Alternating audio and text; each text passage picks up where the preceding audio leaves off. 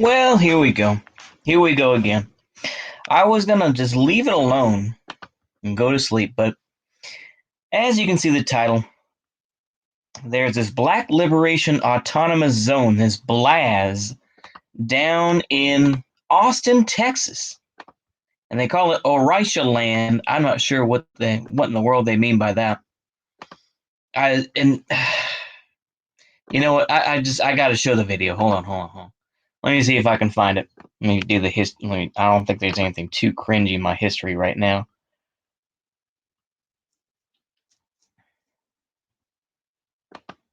I think this is a news one that I. No. Hold on. Okay, I gotta go further back. Sorry, I'm being a boomer here. Let me see. Let me see here. Okay, that's Here we go. Okay, let's go ahead and watch this brief video here. I don't think Fox 7 in Austin will get too mad at me, but I'll go ahead and show y'all. Pretty nice tent, you know. A socialist community where 10. I'm sorry, let's try to go back to the beginning. This is Jordan's place. Pretty nice tent, you know. A socialist community where tents, a toilet, a shower, even gardens are set up in East Austin's Rosewood Park. We actually can reclaim autonomy and build power in a way that the state has to respect. And Jira Keith, co-founder of the Black revolutionary group 401, says Jordan's place serves as the capital of Orisha land. An 11-mile zone the group is working to set up in a heavily gentrified area of East Austin. They want it to be free of capitalism, state authority, and police. That requires people power. So, that requires a physical defense of the zone. We're not afraid of saying that publicly. The 11-mile zone includes Robbie Lane, where 21-year-old Jordan Walton was shot and killed by a SWAT team member last month. As Austin police say, he used a child as a human shield. He had been holding the boy and his mother hostage. 401 co-founder Christina Brown believes he was not getting the mental health help he needed. They established Jordan's place and Orisha land as a demonstration against his death and societal factors they believe led up to it. In part, it's pushing out.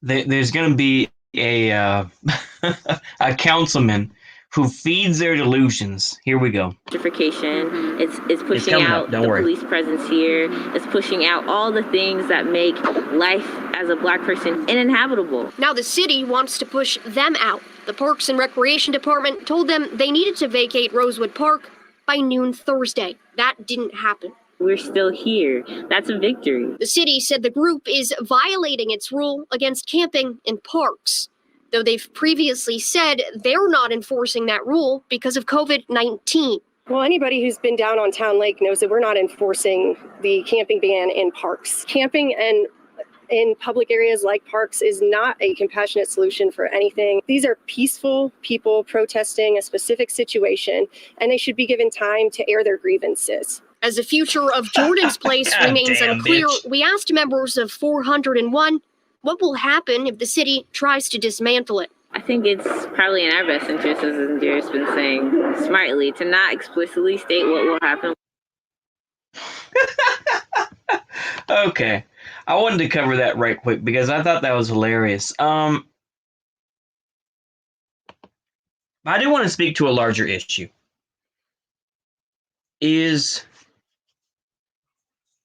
Oh shit, sorry. As you do. As they do with the media, I know. So I was gonna say this. I think that there are some folks who, like I say, I would say, let me get my ideas straight before I just start babbling around. I talked a little bit about the 19 families purchased over 90 acres of land in Georgia, create a city safe for Black people.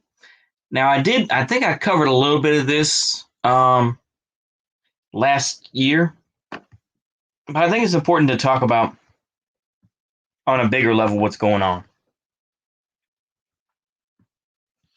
Which is right now people are still in the LARP stage. this is still, let's put on berets like we're the Black Panthers.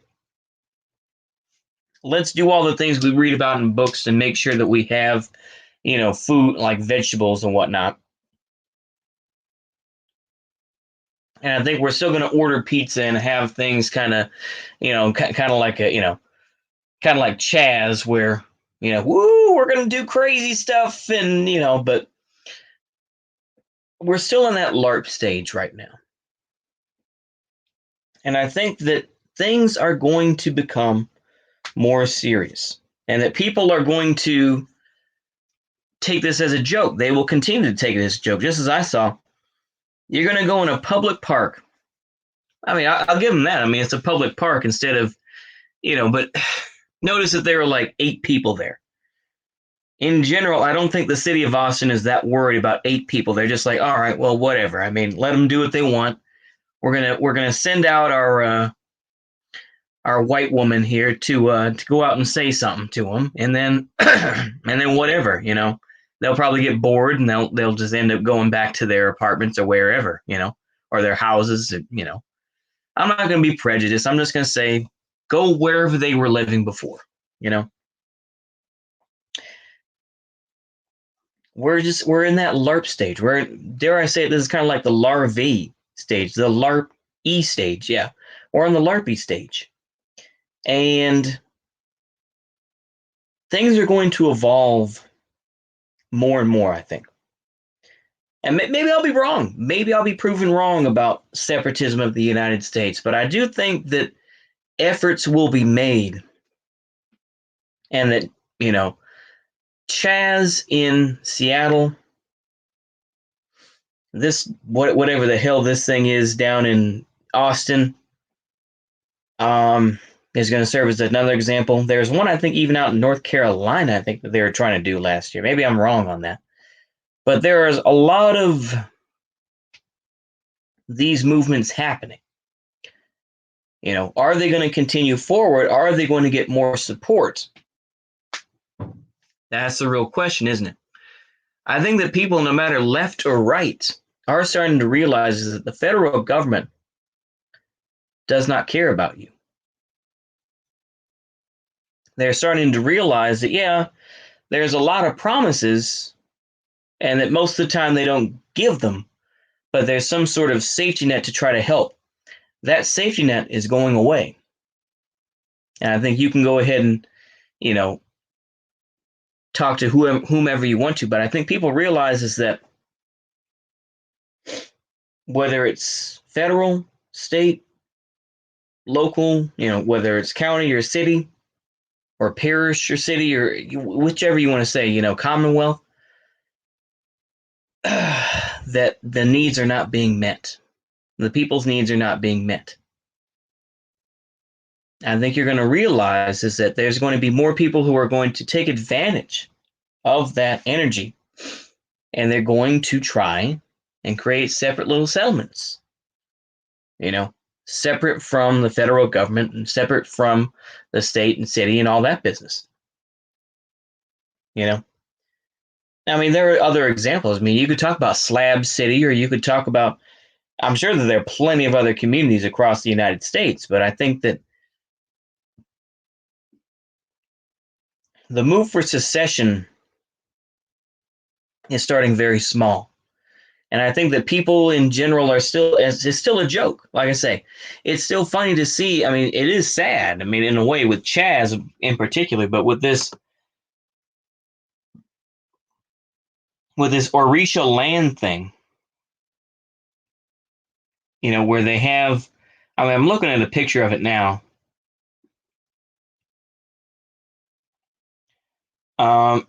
It's just so ridiculous, They're in the road. They have this 400+1 and all this. I mean, they're trying so hard to look like the Black Panthers. They can't even think of their own ideas. That they would rather just rip off the Black Panthers and create this sort of idea. It's very sad. It goes to show me Marx was correct, at least in this way. I know it gets repeated often, but in history, life is a tragedy, and then it becomes a farce. You know, I know that that's a misquotation, but still, it's very true. I mean, come on, y'all. I mean, there are other ways to do this. You know, if you're upset about somebody, you know, a brother getting killed, I don't know, man. Like I say, I mean, you know, maybe you could take the grifting point of view, or maybe you could, you know, stage a boycott or something like that. I don't know, but going in some park, you know, putting on these green berets, wearing a uniform, it's like, come on, man. I mean, it just looks like a Boy Scout jamboree or something like that. What are you doing? You know, I'm not even doing that, you know, to make fun of them. I'm trying to give them some constructive criticism. And of course, they'll probably say, "Shut up, cracker. We don't want to hear from you." That's fine. I'm just saying, I'm giving my 2 cents. You know, to me, it's just very sad. It's very sad to see.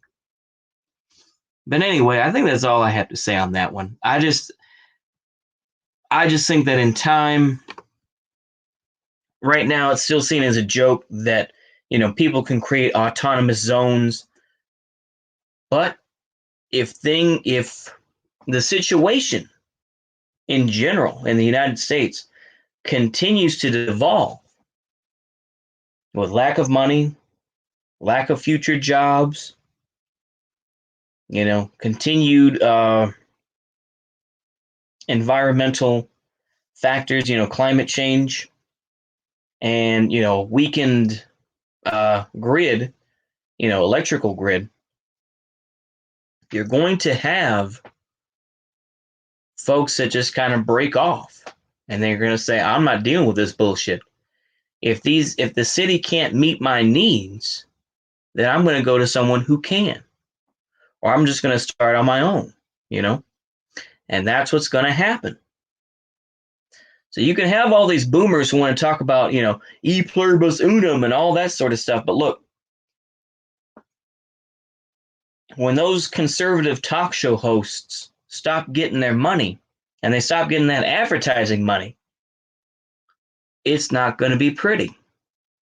And like I say, I know that I've harped on and on about balkanization, and obviously it's something that, you know, has come back and forth, but I think it's a very strong idea that exists in, you know, the left and the right to some degree, you know.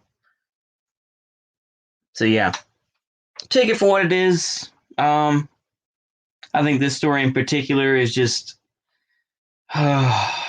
very, I mean, it just serves as something to make fun of. If even Reddit is making fun of you, then you know that you done fucked up. But yeah, I'm gonna keep it there. Hopefully y'all enjoy that.